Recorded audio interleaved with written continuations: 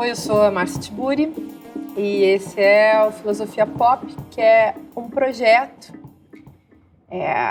de filosofia que tenta pensar a qualificação do pensamento a partir do desconhecimento. O nosso desejo com essa conversa é de mexer com o nosso não saber, não na busca de um saber, mas na busca de uma reflexão. A ideia é que a gente possa pensar junto sobre alguns temas que nos tocam a todos, temas que estão na ordem da cultura, temas que estão por aí, lançados no discurso. A gente quer abrir esses temas para poder pensá-los. E o assunto de hoje é um assunto que também virou meio assunto do dia, todo mundo fala, está na ordem do discurso, e é um desses assuntos sobre os quais pesa um dogma, uma verdade, um saber total. A gente gostaria muito de desmanchar esse saber total em relação a esse assunto, que é a corrupção. E para poder falar desse assunto, então, convidei Marcelo Semer, que é juiz de direito, e convidei Thales Absaber, que é professor e psicanalista.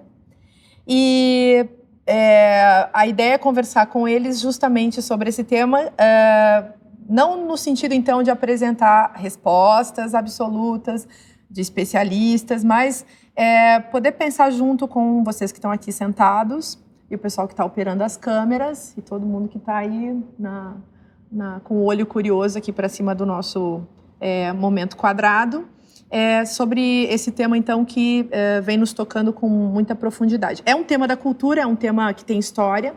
A gente poderia buscar a história da corrupção na história do mal, na história também da definição da figura do corrupto, na história da pureza e da marcação, né, da ideia de que existe alguém lá que é um sujeito que age em nome da coisa corrompida, do ato de corromper, ou que se corrompe a si mesmo. Ou uma serpente. A serpente, bela ideia. Enfim, vamos começar conversando então do conceito de corrupção. Vamos pensar o que é isso, né? Quando a gente fala de corrupção, de que corrupção a gente está falando? Porque todo mundo está falando disso.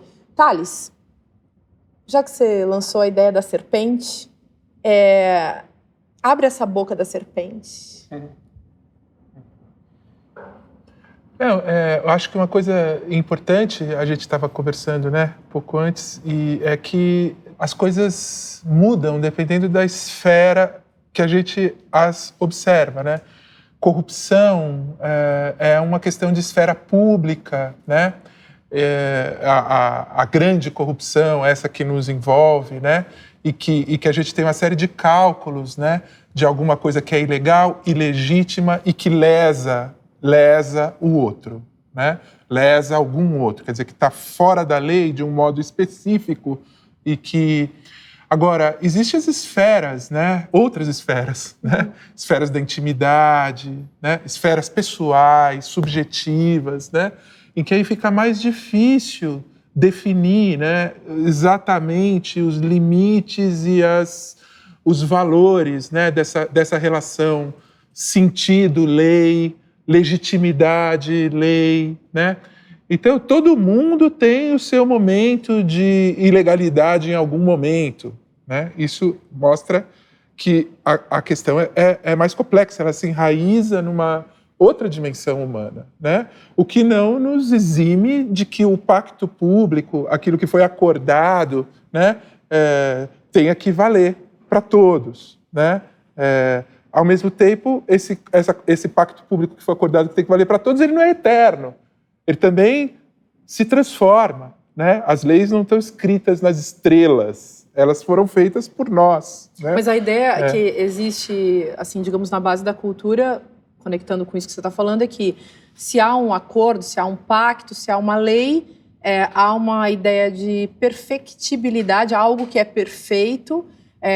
Deus, por exemplo, seria a figura da perfeição, e o corrupto, ou a corrupção em si, antes da gente chegar no corrupto, a corrupção é a degenerescência, é a putrefação. O corrompido é aquele que se desmanchou, né? Então, quando a lei não se sustentou, quando alguma coisa aconteceu na contramão da lei, aí que a gente pode chegar, de repente, na figura do mal, né? Do erro, o erro que é intolerado. Claro, acho que pensar dialeticamente é interessante mesmo, porque, nesse sentido, né, de pensar oposições, uma cultura da corrupção, uma cultura que privilegia a corrupção como significante digamos, da interpretação. Todo mundo interpreta a partir da corrupção, mas a corrupção é meio que uma palavra mágica que instaura uma verdade. Então, existe aquele que não é corrompido, existe aquela coisa que não é corrompida. A gente tem dentro essa coisa que é a lei, por exemplo. Dentro do direito a gente tem uma mania, equivocada, mas é uma mania de tentar dividir a sociedade entre os honestos, os homens de bem e os bandidos. E a gente nunca consegue achar essa linha, que linha tênue é essa? Quer dizer, aqui entre nós, todos aqui colocados, a plateia, nós daqui, dos câmeras, enfim, não vai haver ninguém que vai passar a vida inteira sem cometer um crime. Então a gente não vai achar pessoas para colocar como homem do bem, porque o número de infrações penais é tão grande e a nossa vida é tão corrente que é muito difícil isso acontecer. Então a gente tem mania, como a Márcia falou, do incorruptível. A gente costuma olhar a corrupção sempre do outro, né? Quer dizer, isto resume no outro lado. E a gente tem que pensar também que tudo isso que a gente vê das ações penais, da corrupção, enfim, também passam por uma outra trilha, ou seja, quem fez a fiscalização, ela é igual para todo mundo? Ou seja, ou ela é seletiva, as pessoas, algumas são fiscalizadas, outras não são. Então é muito difícil você conseguir fazer em tom de igualdade e falar assim, olha, eu nunca passei por isso, mas foi fiscalizado da mesma forma como todos os outros. Eu acho que tem essa diversidade também. Então, eu tendo isso em vista, assim, fico pensando no conformismo, né, no conformismo do nosso pensamento em relação a esse tema. Porque a corrupção parece ser uma verdade que eu posso usar contra um outro. O outro, falo em corrupção, em outras palavras, né, isso que eu quero dizer, eu falo em corrupção e penso naquele que é o sujeito da corrupção, aquele que é o corrompido. Eu queria que a gente pudesse abordar um pouco essa pessoa, né? Quem é esse outro que é o corrompido que não sou eu? Quer dizer, eu, sujeito, pessoa concreta, eu juiz, eu psicanalista, eu padre, eu mãe, eu, sei lá, mulher, eu marido, eu, sei lá, eu sou sempre aquele que não posso carregar a marca da corrupção. Quem é essa pessoa que eu trato como sendo corrompido? Por que essa pessoa de um lado ele pode ser o culpado, ele pode ser o réu, lá no direito, ele pode ser também o suspeito. E antes da gente, claro, podemos abordar isso do ponto de vista jurídico, do ponto de vista cultural, mas tem uma pessoa que eu fico pensando aqui, pensando muito na ordem da vida cotidiana, que é aquela pessoa que é o objeto do ciumento, por exemplo. O ciumento é aquele que coloca no outro a traição.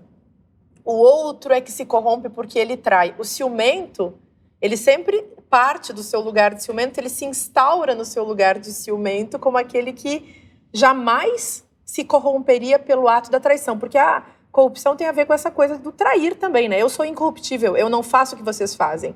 O ciumento é um exemplo. Outro exemplo que eu acho que dá pra gente trazer é o moralista, né? Então, você é o sujeito que usa drogas, eu não uso, né? Você sonega o imposto, eu não sonego. Você não reza para um Deus, eu rezo, sei lá. A gente podia pensar nessa figura que é esse outro, então. O que a gente faz com essa pessoa?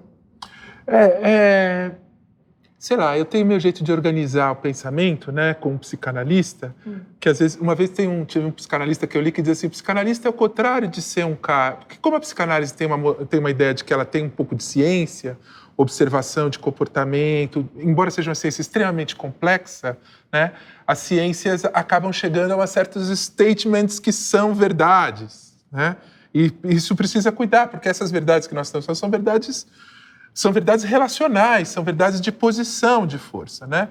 Mas do ponto de vista da psicanálise, a psicanálise parte da hipótese de que os seres humanos são ambivalentes, múltiplos, que têm múltiplas camadas dentro de si, né? E que essas coisas que a consciência coloca para si mesmo, o ciumento que tem a consciência de que ele e que o outro está colocando em risco, e que, na verdade, ele vira o inferno da vida do outro, né? Porque essa posição do ciumento é muito violenta, a violência do controle, né? Só que isso ele não percebe, essa dimensão crítica ele não faz, né? Ele é parcial na sua posição, radicalmente parcial.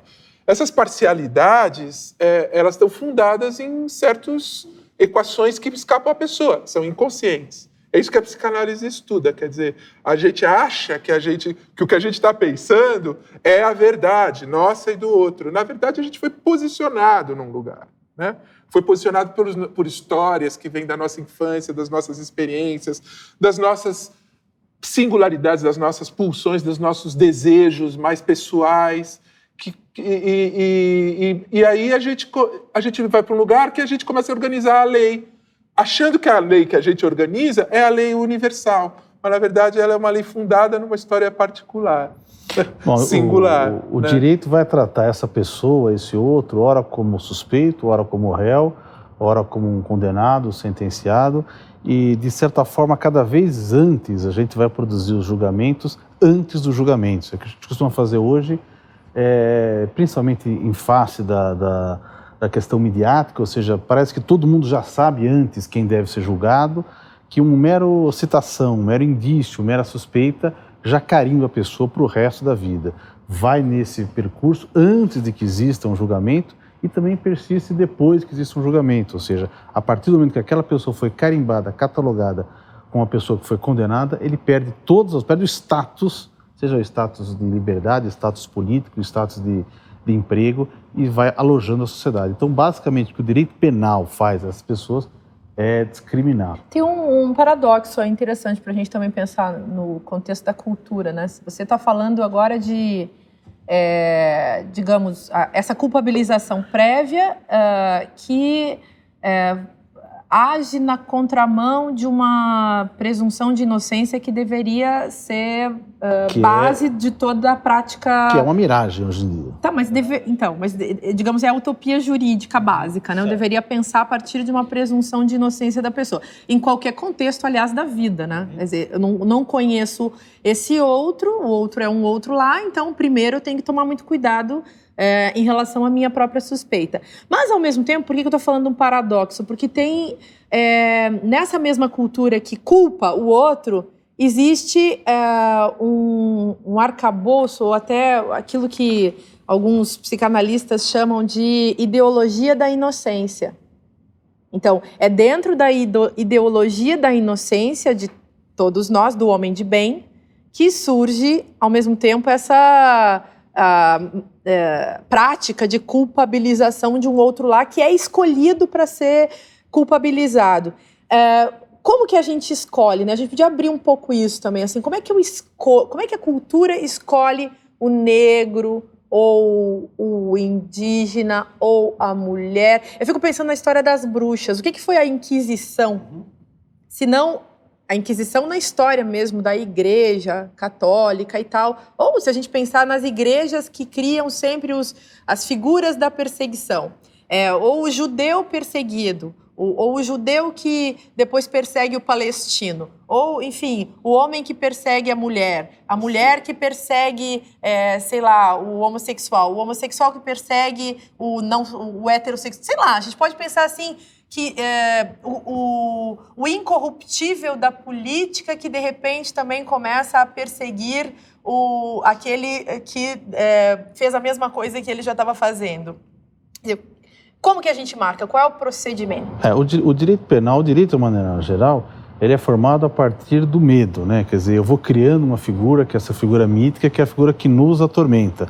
Em todos esses espaços. Então, por exemplo, vou ter o homossexual atormenta a família normal. A existência dele nos atormenta, portanto, eu não posso deixar que ele exista. Como a bruxa vai nos atormentar a nossa forma de viver. E a gente vai trabalhando com essa ideia, porque se eu não criar medo, eu não crio segurança, eu não crio o Estado. O Estado vai sendo criado a partir dessa ideia do medo, e medo a partir da diferença. A ideia da corrupção, eu acho que ela parte do princípio da desigualdade. Quer dizer, eu não quero sofrer a mesma sanção que todos sofrem se eu fizer isso, e não quero disputar com todos os outros igualmente, numa licitação, etc. e tal. Então eu vou fazer alguma coisa para levar vantagem, eu quero ter uma vantagem sobre esse poder. Eu acho que ela floresce bastante, e onde floresce muita desigualdade, que é o caso do Brasil. Agora, seria possível não levar vantagem? Eu estava pensando aqui, enquanto a gente está comentando isso, vocês estão falando, eu estava pensando na ideia do poder que corrompe. Né? Então, o poder corrompe. Nisso que você está falando, Marcelo, vem essa ideia de que o dinheiro, no fim, é a propriedade, é a vantagem. Sei lá, a gente pode dizer o dinheiro. No teu livro, Thales, nesse livro que chama Ensaio Fragmento, aqui, ó, o Thales escreveu o seguinte, são vários fragmentos e tem um que é o terceiro fragmento. Nenhuma dúvida sobre o dinheiro. Como que um psicanalista fala um negócio desses, assim, o que isso... Claro, está carregado de muita ironia, né? Mas você podia abrir isso, porque, no fundo, se não há nenhuma... O que nos corrompe? É uma falta de dúvida, é uma certeza. Então, nenhuma dúvida sobre o dinheiro, isso seria como você chamou no próprio livro, não é um filosofema, essa ideia, enfim, de que... um existenciema, né? Essa ideia de que há alguma coisa ali que a gente fez um acordo sobre isso, e em relação a esse acordo, um acordo que pode ser cínico, que é tácito, no final das contas, todo mundo fica em torno desse acordo.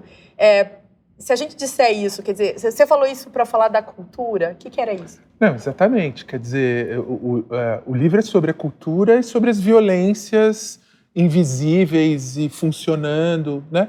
E uma das violências é uma cultura que não tem nenhuma dúvida sobre o dinheiro, né? Uma cultura que fixa o dinheiro como a medida de tudo, né? E que é a fonte de corrupção, mas não é só a fonte de corrupção, é a fonte de organização de um modo de direcionar a vida das pessoas. Isso vai ocupar a indústria cultural, isso vai ocupar nossas práticas, isso vai ocupar nosso cotidiano, vai administrar a nossa vida, isso vai colocar os nossos objetos de desejo. Isso que é nenhuma dúvida sobre o dinheiro, né? Quer dizer, nenhum espaço psíquico, existencial, problemático para fora do mercado, né? Mas aí, o mercado vira uma desculpa também? Eu posso sempre alegar que eu fiz isso por dinheiro, ou eu fiz isso... Por poder, por dinheiro, que acabam um construindo o outro, né? Porque o acordo é em cima do dinheiro, e o acordo é em cima do poder. O dinheiro como metáfora do poder. Aí nós temos que ir mais longe, quer dizer, o que funda a cultura do dinheiro total e de nenhuma dúvida sobre o dinheiro é a lei que gera dinheiro. A lei que gera dinheiro é uma lei ambivalente e desequilibrada racionalmente. Qual é a lei que gera dinheiro? A lei que gera dinheiro é uma pessoa trabalha, todos nós aqui trabalhamos, e a outra pessoa fica rica. Isso é corrupção? Na Fenomenologia do Espírito, de Hegel, tem um capítulo sobre a dialética entre o senhor e o escravo, que é famosa, né? Ali a gente vê o Hegel tentando desenvolver a ideia de, enfim... da liberdade, mas, sobretudo, a ideia de que um posicionamento de poder corresponde a um posicionamento em que falta o poder, mas há um trânsito entre um posicionamento e outro, e, de repente, as coisas não são mais como elas eram. O pensamento dialético é isso, né? É tentar ver o outro lado, tentar ver a dependência, a correspondência, tentar ver a intimidade que existe nesses posicionamentos que parecem ambíguos, que parecem opostos, melhor dizendo. eu acho que a gente pode discutir essa questão. A gente pode pensar na corrupção também como um desejo, mas, sobretudo, um desejo que a gente desconhece e um desejo que tem... e aí vamos pensar no que significa o desejo, né? Um desejo que tem orientado as nossas ações de maneira irrefletida. A gente não sabe o que a gente está fazendo e isso talvez seja o buraco onde todos nós caímos quando falamos de corrupção.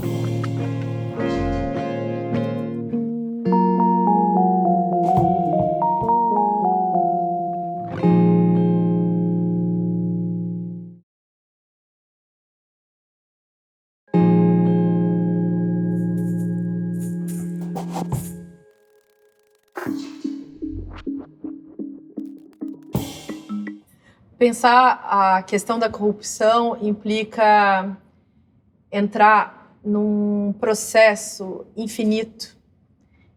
São muitas questões que abrem para outras questões. De repente a gente se vê meio que pensando a relação impossível também de se entender entre a vida e a morte. Assim, a corrupção tem a ver com a vida e tem a ver com a morte.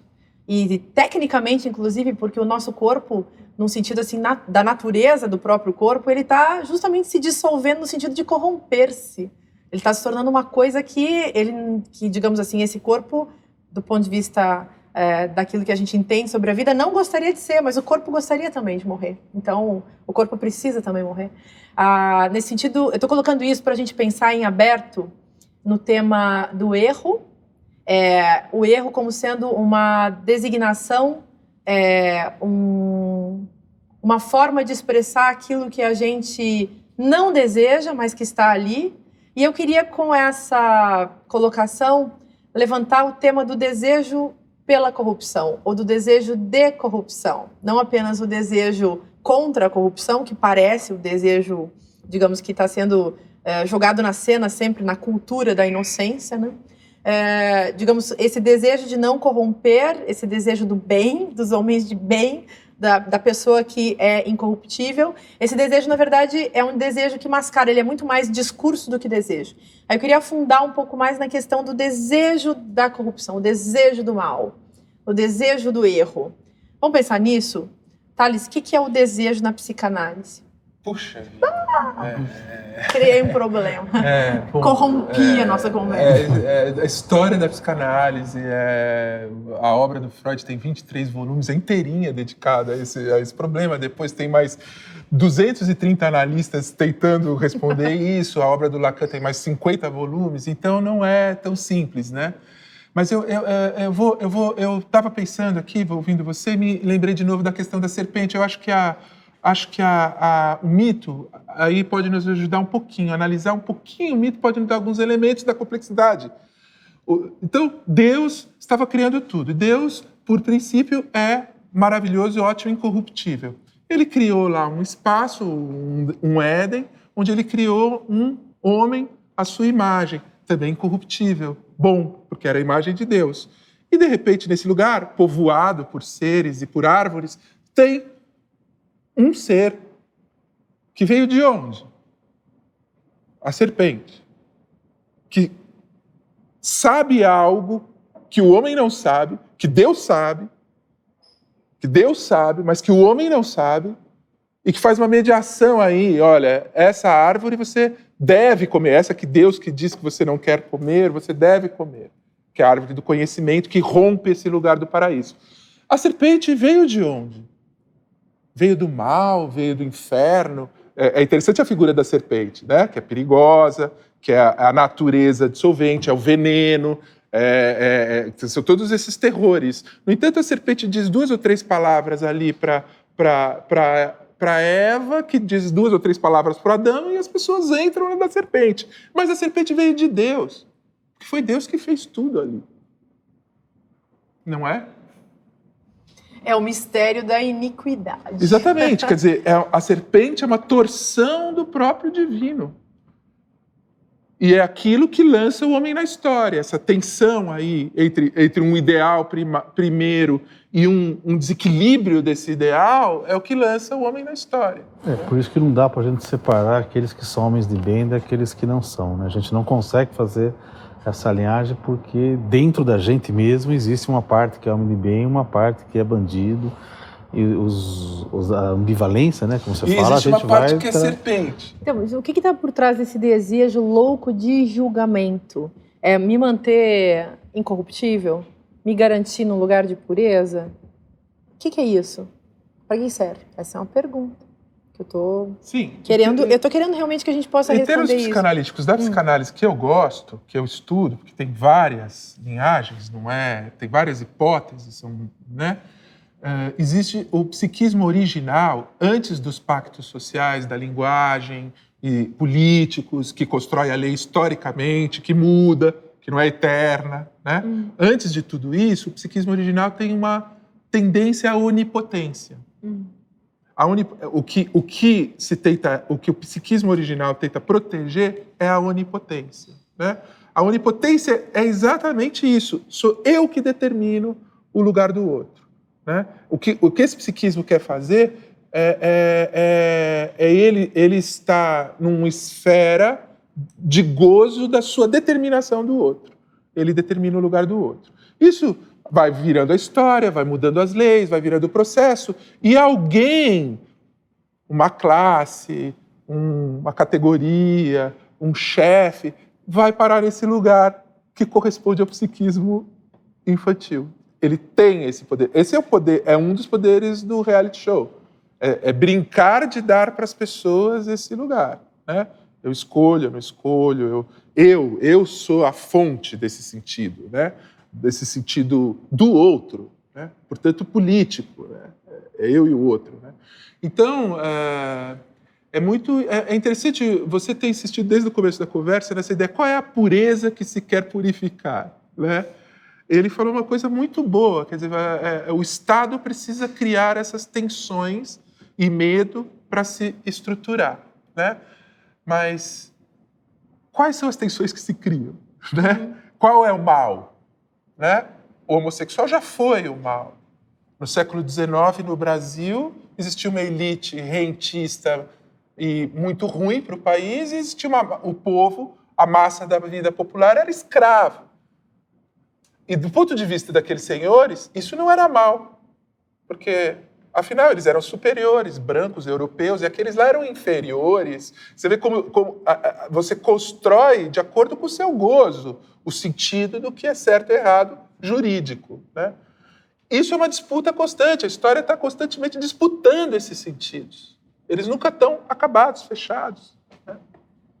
Tem na literatura, no cinema, enfim, na história da filosofia, tem muitos exemplos que a gente pode levantar, e eu acho que, por exemplo, assim, para pensar a questão da subjetividade desse corrupto, talvez a gente pudesse pensar no Dostoiévski, no Raskolnikov, do Crime e Castigo, por exemplo, que é um livro muito comum, muita gente leu esse livro, e muitos filmes já foram produzidos também, então é um clássico desses que transita aí mexendo com a nossa compreensão das coisas, então não é um livro assim que as pessoas não conheçam.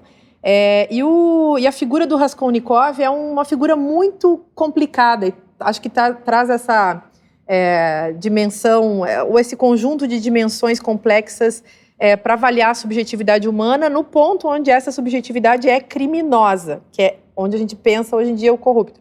Quer dizer, o outro lá é um corrupto, eu não, mas na hora em que a gente lê o Raskolnikov do Crime e Castigo, na hora que a gente se encontra com essa figura, tem um jeito de escrever do Dostoiévski que meio que faz a gente se posicionar no lugar daquele indivíduo, né?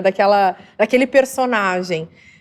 O Raskolnikov, ele matou a mulher que alugava a casa onde ele vivia, um quarto.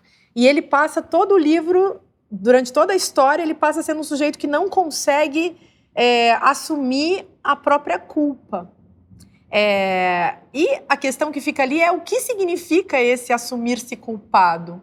O que significa precisar de um perdão? Ou, no caso do Raskolnikov, não precisar de um perdão. E ele não é um suspeito, ele não existe assim, não é que nem no romance policial, né, que a gente lê o livro inteiro para descobrir quem matou, ele já matou. O problema é o que acontece, então, depois que eu já fiz.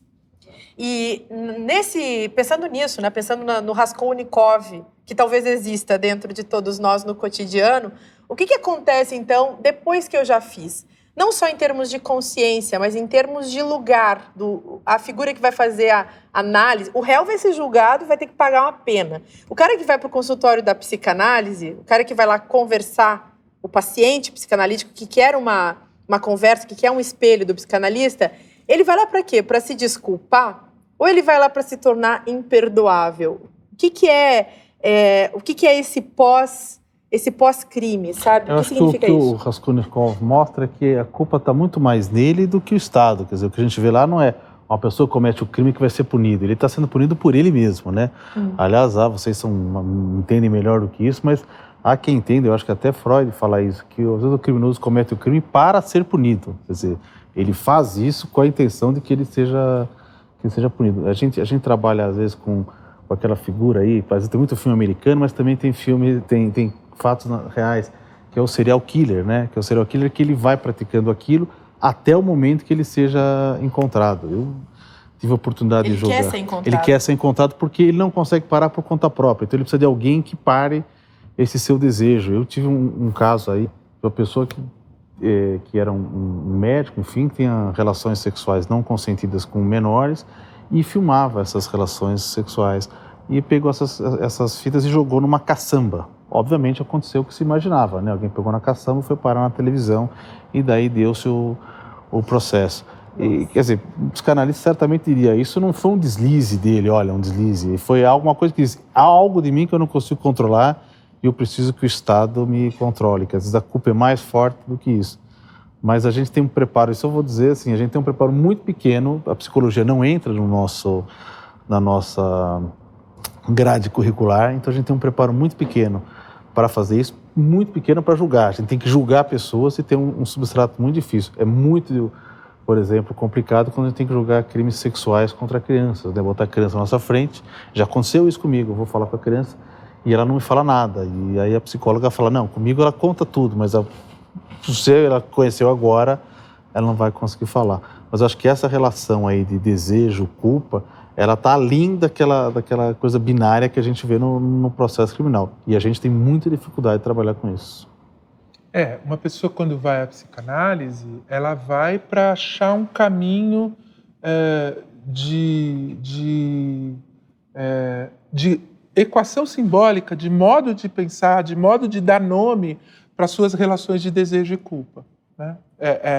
Que sempre existem, mesmo que a pessoa não seja, mesmo que do ponto de vista do pacto normativo comum, que é a lei comum, a pessoa tem as suas contradições de desejo e culpa, porque deseja mais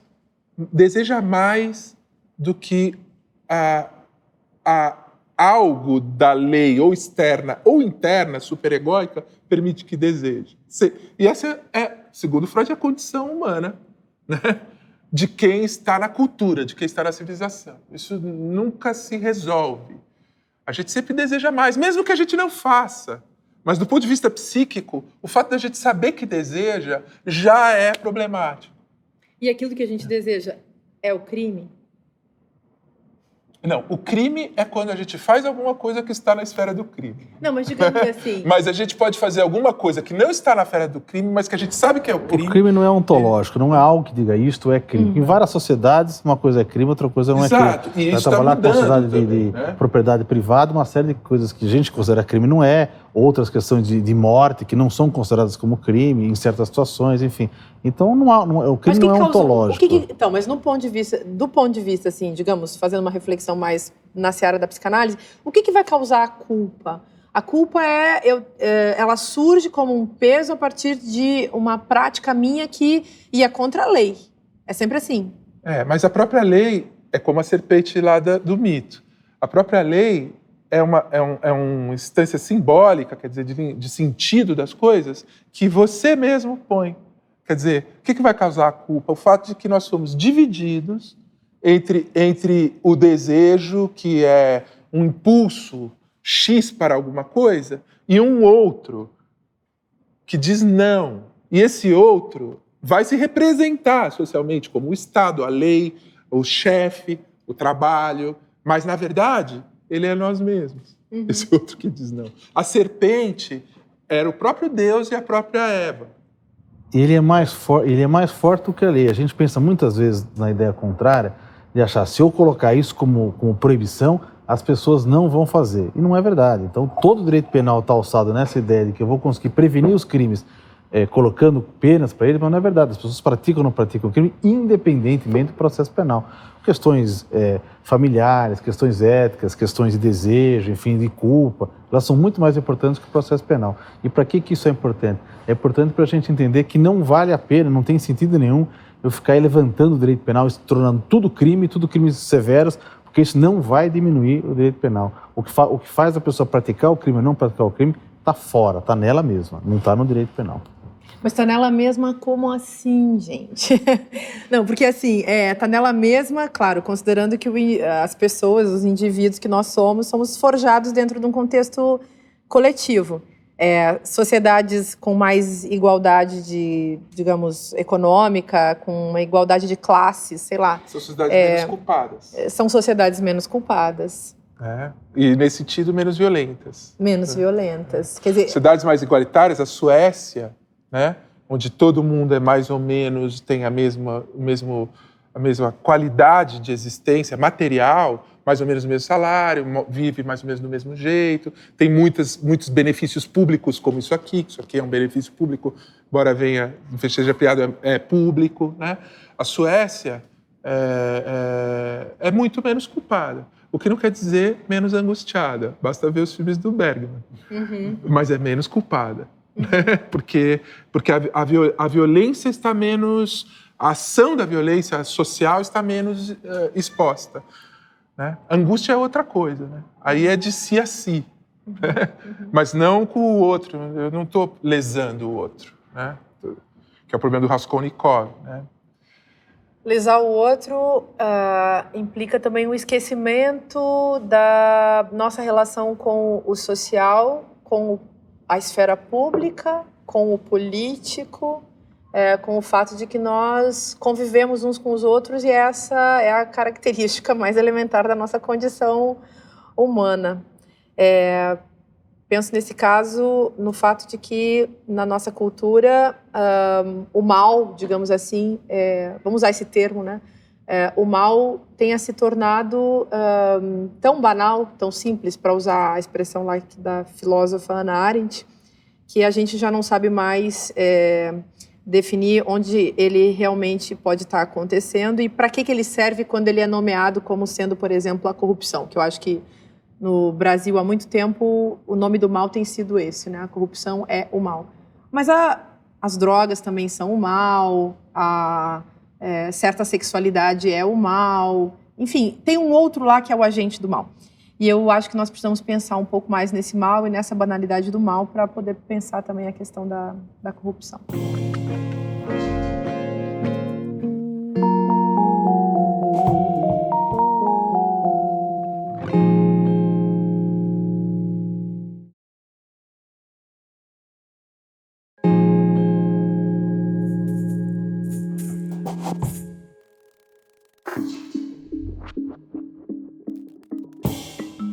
O tema da corrupção é, evidentemente, dos mais complexos e é possível elaborá-lo, compreendê-lo, a meu ver, se a gente o aproxima do tema que se tornou também bem conhecido, assim, desde que ele foi lançado, que é o tema da banalidade do mal, que apareceu num livro de uma filósofa que morreu nos anos 70, Hannah Arendt, que escreveu sobre o julgamento de Adolf Eichmann, um desses nazistas que era um alto funcionário do regime nazista alemão e que fugiu para a Argentina, viveu ali até 61, quando foi capturado e julgado em Jerusalém. Hannah Arendt escreveu um relato desse julgamento E sem elaborar muito, também sem ter desenvolvido amplamente essa questão, ela lança essa ideia da banalidade do mal e tem uma riqueza nessa ideia que é a seguinte. Ela fala assim, bom, a gente podia de repente encontrar com um demônio, com um perverso radical, sei lá, um assassino louco, um diabo na nossa frente. Ele seria um caso raro, né? Seria uma coisa assim que era o que se esperava, aliás, ao encontrar com esse sujeito, que era um carrasco nazista. Nunca deu um tiro em ninguém, nunca matou ninguém, mas era o assassino de gabinete, monstro, né? Se esperava encontrar justamente isso, a figura do monstro, o sujeito do mal maligno, aquele que quer destruir o outro. Aí vai lá e encontra um sujeito como qualquer pessoa, um sujeito simples, comum, uma pessoa que queria subir na carreira, funcionário público exemplar, um burocrata, medíocre. O que deixa ela estarrecida é assim, ele ter feito tudo o que fez, assinar, fazer a logística dos campos de concentração, era sujeito que ficava ajudando, junto com outras pessoas, ajudando a pensar quantos judeus iam para esse campo de concentração, as crianças para que lado, as mulheres para que outro. Como é que organizava a coisa para ela acontecer? Parece que é ele que teria tido a ideia brilhante, como um bom funcionário padrão, né? Ele teve a ideia brilhante de inventar o forno crematório lá e a solução final, né? O que a gente faz com esse monte de corpos. Tem um jeito de trabalhar isso mais prático, né? É assustador e é terrível, mas ao mesmo tempo, diz ela, é mais terrível a gente ver que o sujeito é tão parecido com a gente. Que na hora de ser convocado para a delação, para a tortura, para, enfim, qualquer tipo de maldade assim que não vá nos comprometer, é muito fácil a gente simplesmente botar a culpa no sistema e dizer: porque eu trabalho nessa empresa, porque o país é assim, porque todo mundo rouba, porque o poder corrompe, não estou fazendo nada de diferente do que todo mundo está fazendo. E aí, quando a gente se confronta com o malvado, o monstro, aí a gente construiu esse monstro para dar conta daquilo que a gente acredita, o que nós gostaríamos de acreditar que não sejamos nós mesmos. Eu não sou aquele. Aquele é um negativo da minha pessoa. Eu acho essa tese muito interessante, a da banalidade do mal. Então, todo mundo seria capaz de fazer as coisas mais abjetas e mais hediondas, e muitas vezes o faz, desde que não seja pego em flagrante e deseja, então, se manter nesse lugar. Né? Quando eu ouço pela mídia, né, que existem em um banco X 5.000 correntistas que têm contas milionárias no exterior, eu acho que sempre passa pela minha cabeça, poxa, que pena que eu não tenho uma conta milionária no exterior, né? Ao mesmo tempo, me vem essa sensação de, mas se eu tivesse isso, eu teria feito alguma coisa assim, alguma coisa mal, né, para alguém. E aí eu fico pensando até que ponto, né, a gente vai conseguir não se corromper. Né? Qual é o ponto de transgressão? Né? Será que eu não transgrido porque o meu caráter e a minha educação não permitem? Será que eu não transgrido porque tenho medo da punição? Né? Ou será que eu não transgrido pela falta de oportunidade? Né? Isso é uma questão que sempre me vem à cabeça quando eu ouço essas notícias fabulosas. É uma ótima pergunta. Eu sou um pouco mais cético, eu diria que você transgride. Quer dizer, você vai passar a vida inteira sem transgressão. Em algum momento você vai fazer. Talvez você não faça essa que te deu vontade, mas fez algumas outras que você achou menos importante. Por isso que a gente não tem aquela ideia de quem transgride e quem não transgride. Acho que depende do crime, a gente olha para frente e fala assim, não, isso aqui eu posso ser pego, então eu posso ser flagrado. E tem algumas coisas que são, acho que, de fundo ético mesmo. Né? A gente não deixa de matar uma pessoa, porque se eu matar a pessoa, vou ser preso, etc. e tal. Então, acho que mistura um pouquinho, mas não sejamos otimistas ao ponto de dizer, olha, eu vou passar por essa vida sem cometer crime algum. É porque a gente não conhece todo o Código Penal. Um pouco de cada um. Tem um livro muito bonito que eu gosto muito de um psicanalista, se chama Quando a Primavera Chegar. Era um psicanalista muito interessante, um discípulo do Winnicott, que foi um psicanalista muito importante, que era pediatra, cuidou de mães e bebês. E esse psicanalista muito interessante, que escreveu Quando a Primavera Chegar, ele era paquistanês e ele era muçulmano, né? E veio nos anos 40 fazer formação em Londres, né? E ele era um príncipe, ele era um homem muito rico, e ele sentia todas as violências de ser periférico, ao mesmo tempo ele era um nobre, e isso daí criou toda uma situação de tensões entre ele e os ingleses. Ele era muito inteligente, e esse livro é o último livro da vida dele, e é um livro que é baseado sobre o problema da necessidade da transgressão, né? Que não necessariamente é roubar, é matar, porque aí são transgressões na esfera do código, né? E aí não tem muito o que dizer. É lei, está funcionando, as pessoas vão responder. Mas existem muitas dimensões de transgressão, né? Na vida humana, e esse cara inverte. Ele diz: todo mundo tem uma necessidade de transgressão. E essa é uma questão ética de cada um. Que, na verdade, não é uma ética geral, é como eu suporto a minha necessidade de transgressão. Eu gostaria de refletir um pouco mais sobre aquela questão da banalização do mal ou da personificação dele em torno de um tema, como no caso aqui no Brasil seria a ideia da corrupção. Quando nós falamos, por exemplo, e refletimos sobre a ideia da corrupção institucionalizada por meio do modelo da sociedade, de suas estruturas, como os governos, ou daquela ideia de lei ou transgressão que está prevista dentro internamente, né, no nosso inconsciente, dentro da estrutura cognitiva do indivíduo. Quando ele fala do Jardim do Éden, por exemplo, essa ideia do mito do Éden, em que você teria um Deus ou um pai que de certa maneira cria um filho e de alguma maneira ele já é subjugado nesse momento, nessa hierarquia. E aí depois que ocorre toda a questão da criminalização, do fato em si que foi a transgressão, esse filho é expulso. E teoricamente lá no Novo Testamento, por exemplo, você tem uma parábola do próprio filho do pai que recebe o filho de volta mesmo após a sua transgressão. Ou seja, se o dinheiro de fato é algo que não pode ser questionado e no dinheiro de alguma maneira o poder está institucionalizado, e aí você também falou da questão da equidade, em que sociedades que são mais igualitárias como a Suíça, essa noção de transgressão, de violência, ela não ocorre com tanta frequência.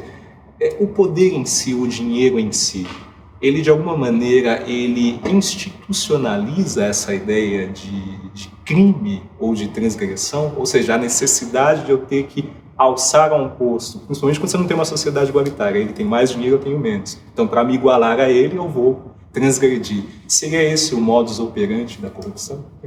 Eu acho que essa é uma das lógicas reais da corrupção, é uma das lógicas, né? Mas ela é oficial, quer dizer, o que eu quis dizer, quer dizer, quando você no núcleo da lei central, que é a lei que produz o dinheiro, que é o capital, né?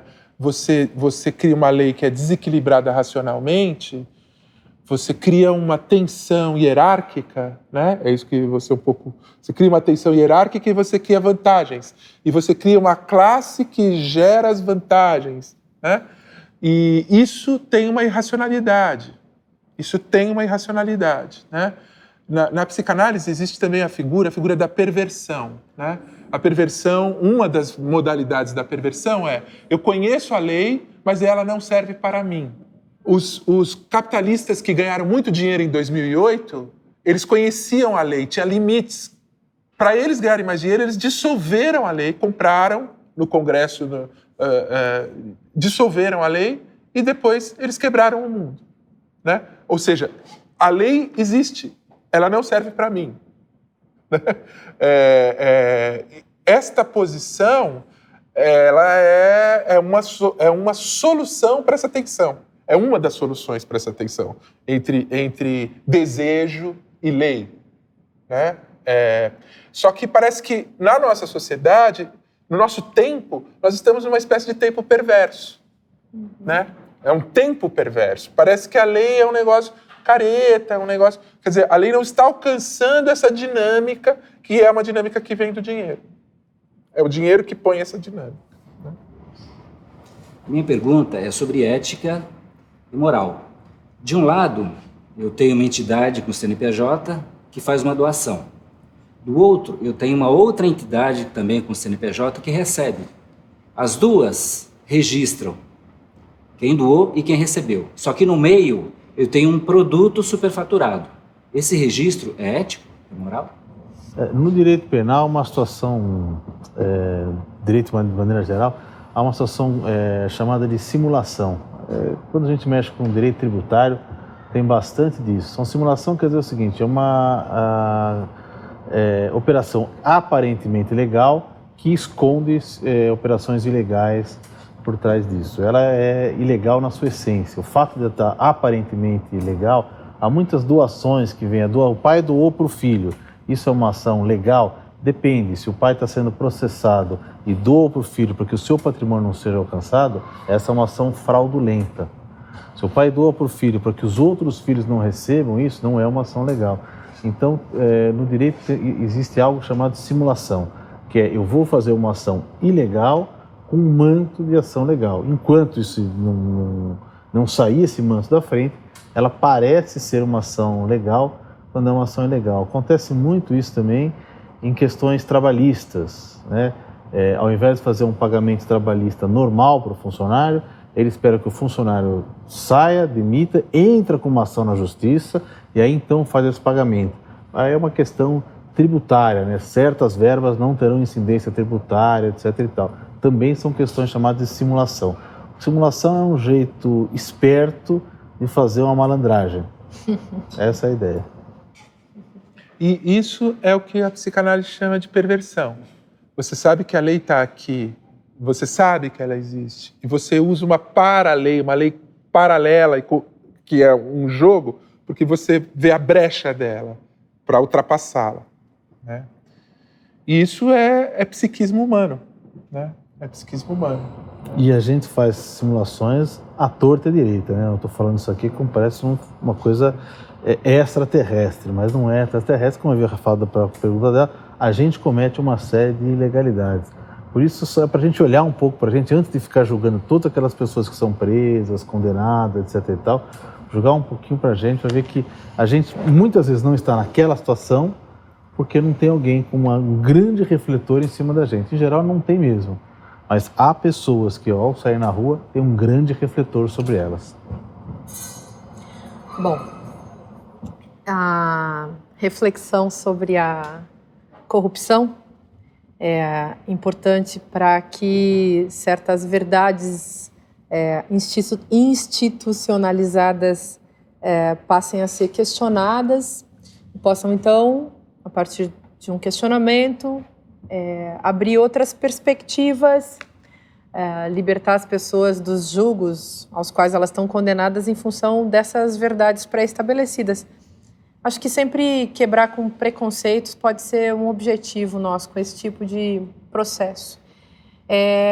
Da reflexão, acho que a nossa conversa leva justamente a uma necessidade de autorreflexão, quer dizer, pensar a questão da corrupção, refletir sobre essa questão, implica sempre a necessidade de refletir sobre si mesmo também, antes de simplesmente definir o outro como o agente dessa produção, entre aspas, né, do mal. Então, quero finalizar agradecendo a vocês pela parceria, pela abertura para poder pensar isso, né, porque a gente também tem que querer pensar nisso para poder criar um clima de desacobertamento desse tema, que é o clima no qual a gente está vivendo no Brasil há muito tempo. Obrigada. Acabou.